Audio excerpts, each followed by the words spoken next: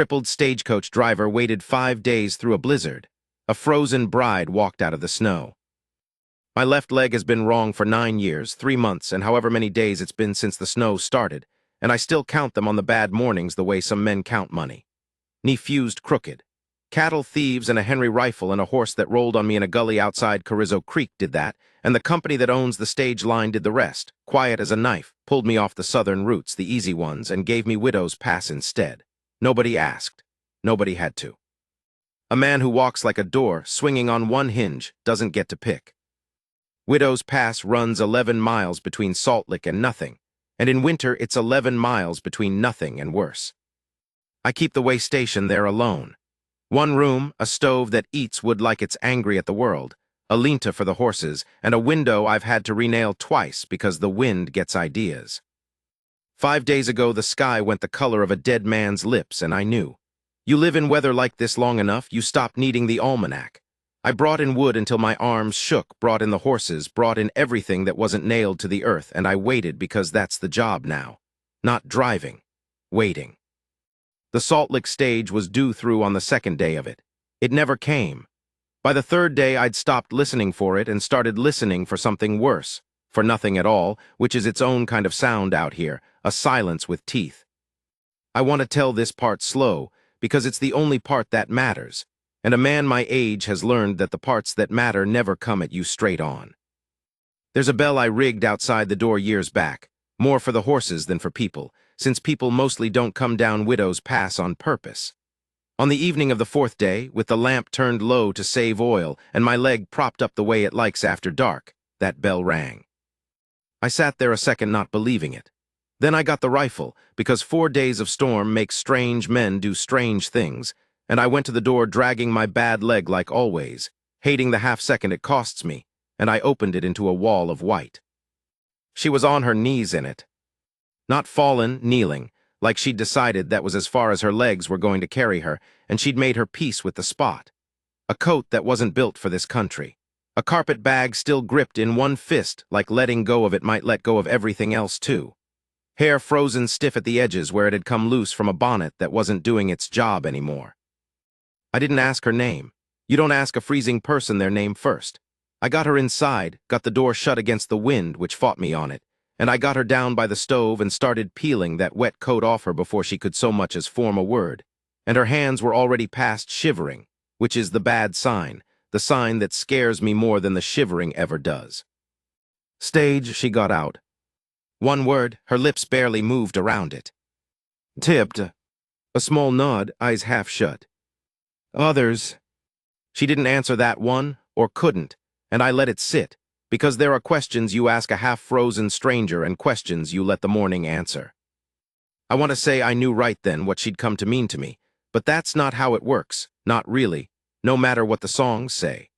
What I knew right then was that her hands were the color of a winter sky, and I needed to get blood moving in them before I let myself think about anything else.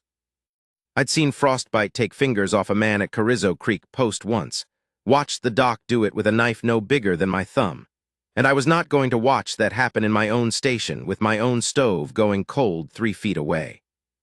So I worked. Wrapped her hands in wool, not too close to the heat, because fast heat is its own cruelty on frozen skin. I know that from my leg that you don't shock a hurt thing back to life, you ease it. Got the wet boots off her, which took some doing, her feet swollen with the cold. Got a blanket under her and a blanket over her, and built that fire up past what was sensible for my woodpile, because sensible can wait. She was 3 hours coming back to herself enough to talk plain, and in that time I learned this much without her saying a word. She had a ring on a chain around her neck, not on her finger, which told me something about a wedding that hadn't happened yet, or hadn't happened the way she'd planned. And she had a letter, soaked through, the ink run to ghosts, folded so many times the creases had gone soft as cloth. She held onto that letter even half-conscious, the way she'd held onto the bag. A woman doesn't grip a ruined letter like that unless it's carrying more than words. Her name was Adeline. She told me that much before she told me anything else, like she needed me to have it before the rest made sense, or didn't. She was promised to a man in Salt Lick.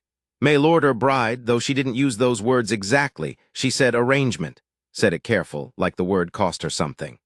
A rancher named Prout, sight unseen, a contract her aunt had set up after her own folks died of the fever 2 winters back and left her nowhere particular to be.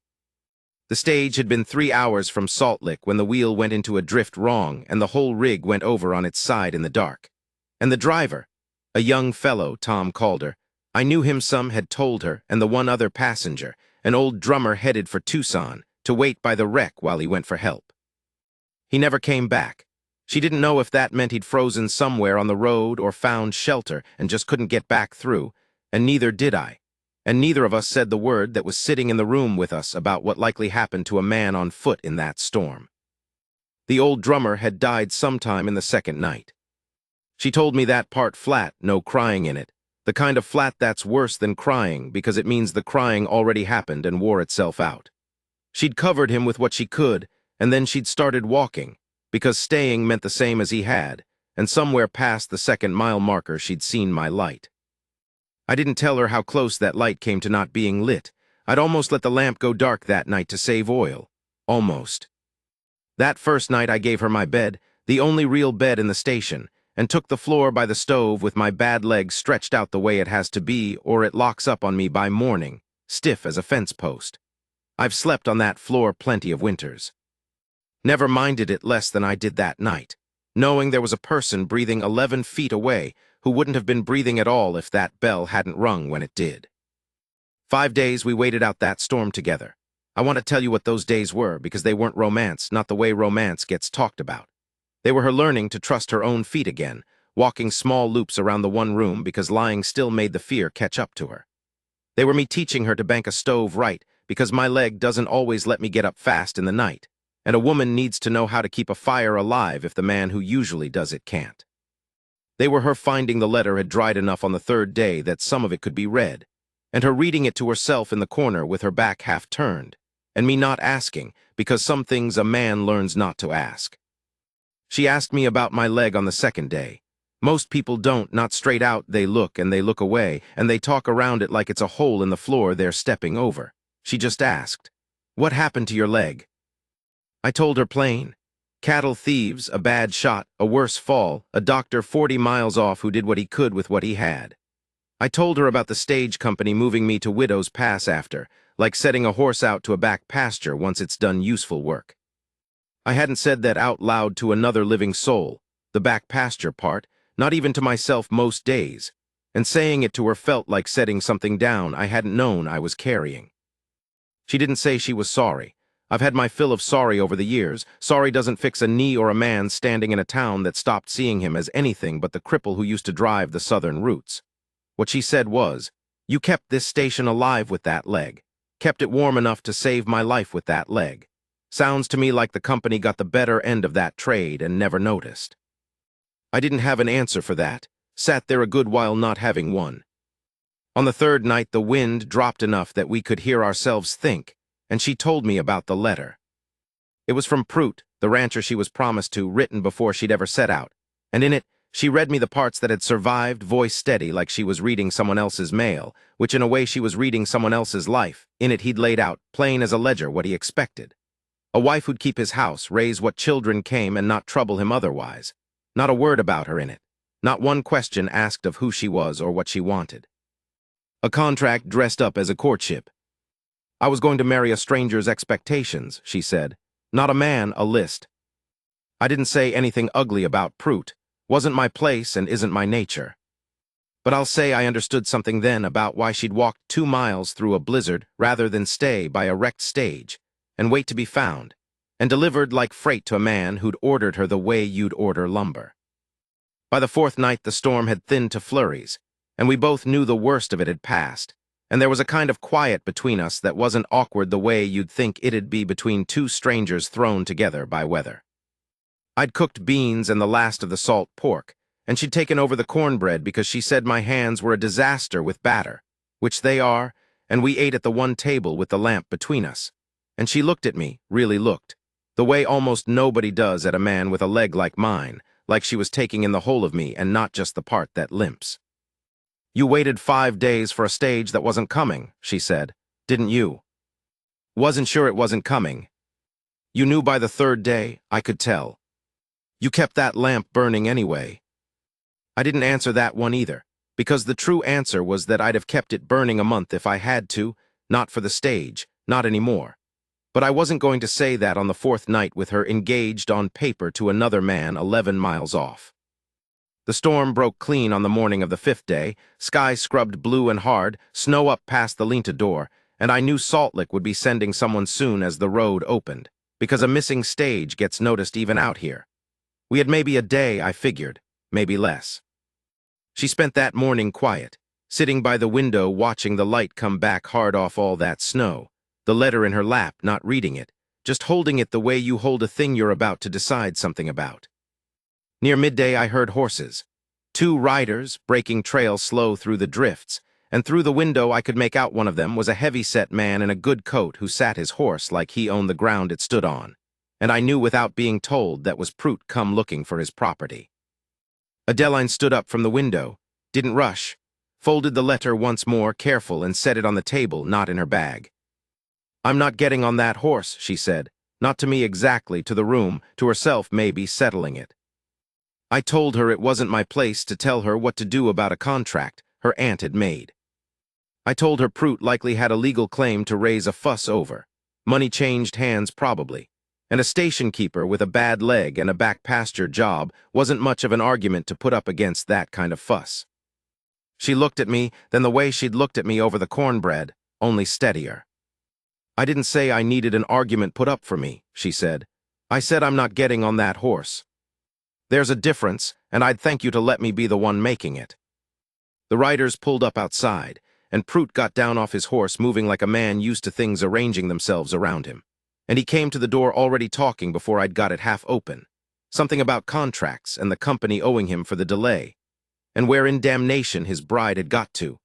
And I stood in that doorway on my bad leg and let him talk himself out, because interrupting a man like that just gives him more to be aggrieved about. When he was done, I told him plain. The stage had wrecked. The drummer was dead under canvas a half-mile back toward the marker where I could direct his man to find him. And the lady had walked through a blizzard to my door, and I'd be obliged if he'd lower his voice some, on account of she'd had a hard 5 days and didn't need it capped with shouting. He looked past me into the station then, at Adeline standing by the table, and he said her name like he was confirming a delivery, and he said something about getting her things together. They had a preacher waiting, no sense wasting more daylight. She didn't move toward her bag. She came and stood beside me instead, not behind me, not in front, beside, the way you'd stand next to a fence post you trusted to hold. And she put her hand flat against my arm, not gripping, just resting there easy like it had a right to be there, and she said to Prout, "I won't be coming." He sputtered some about the arrangement, the money, what her aunt had promised, and Adeline said her piece calm and complete, the way I imagined she'd been saving it up through every mile of that walk in the snow. That she'd read his letter cover to cover in a stranger's cabin while waiting to find out if she'd live. And a man who could write a whole letter to his intended without once asking who she was wasn't a man she owed 5 more minutes of her life to, contract or no contract. Money or no money, and if he wanted to take it up with her aunt, that was between him and her aunt. Because Adeline herself had made up her own mind on a night when she had nothing left but her own mind to rely on. And she'd rather take her chances on a man who'd kept a lamp burning 5 days for a stage he knew likely wasn't coming, because that told her something true, and a letter full of expectations told her nothing at all. Prout looked at me a long moment, looked at my leg the way men do, that quick down and up that thinks it's subtle, and he said something about not seeing what she found in a crippled stage driver running a dead route in the middle of nowhere. I didn't answer him, didn't need to. Adeline answered for both of us, her hand still on my arm, steady as the post it was leaning on. "I found a man who waited," she said. Prout rode off inside the hour, taking his man and his temper with him. And a week later, once the road was solid enough for proper travel, word came that he'd gone back to badgering Salt Lick about his money. And the company eventually settled it some way that wasn't my business and never came near my doorstep. And I never saw him again, and I can't say I missed the seeing of him. What I can tell you is what happened on the evening the road first opened, before any of that business with Prout's money got sorted. Before the company in its slow, stiff way finally took notice that the man it had put out to Widow's Pass like an old horse had kept a stranded woman alive through the worst blizzard the territory had seen in 9 years. and started sending better supply, better wood allotment, even though I never asked for it and never will trust it to last. Talk of moving me back onto an easier route, talk I told them plain I didn't much want any more, because Widow's Pass had become the one place in this whole country where I'd ever been seen clear, leg and all, and I wasn't in any hurry to leave it. What I can tell you is this. The evening the road opened, the sky had gone that pale gold color it gets right before full dark in winter. Snow lit up like something holy, and I was outside checking the horses, dragging my leg the way I always do, not thinking about much of anything. And Adeline came out onto the step behind me without her coat, arms crossed against the cold, watching me work. I asked her what she was doing out without her coat, on account of I'd had my fill that week of nursing frozen people back to warm. She didn't answer that. She came down off the step instead, careful on the packed snow, and she stood next to me by the Linta fence, close enough that her shoulder near touched mine, and she looked out at all that gold light lying flat across the white, and then she looked at me instead of the view, which I noticed because most people, given a sky like that, look at the sky. "I keep thinking about that bell," she said. "If I'd come 10 minutes later, would you have still heard it?" "Heard it at midnight if it rang," I said. "Wasn't sleeping much those nights." "Why not?" I could have given her some line about the storm, the worry over the stage, the work of keeping the station through it. All true enough. But I told her the truer thing instead, because something about that gold light made truer things easier to say than they usually are. "Got used to a different kind of quiet in this station, the last 5 days," I said. "Didn't want it to end before I knew if it had to." She didn't say anything to that. She just took my hand, the one not braced on the fence rail, the one that's steadier, and held it the way you hold something you've decided to keep, and she leaned her head against my shoulder, easy, like it was a thing her body already knew how to do, and we stood there in the cold a long while, not talking, watching the gold burn down to blue and then to the first hard stars, and my leg ached the way it always does come nightfall, and for the first time in 9 years I didn't mind the ache one bit. Because there was a woman standing in the snow beside me who'd walked through a blizzard and out the other side and chosen, with her own 2 feet still healing from frostbite and her own free will fully intact, to stay standing right there. The bell over the door has rung plenty of times since, stages and riders and once a whole cattle drive stranded by high water, and every time it rings I think of that evening, and I get up off whatever I'm doing and go to the door same as always, dragging the bad leg same as always. Only these days, more often than not, Adeline gets there first, and she's the one who opens it, and I'm the one standing behind her in the lamplight, watching her do it.